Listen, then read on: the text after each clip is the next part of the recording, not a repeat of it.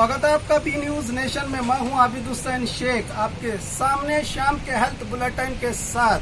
कुल आज कर्नाटक में 37 पॉजिटिव मामले सामने आए हैं। कर्नाटक में इनको मिलाकर 651 मामले जो अब तक डिस्चार्ज इसमें हुए हैं। 321 पॉजिटिव मामले नेगेटिव होकर अपने घर लौट चुके हैं।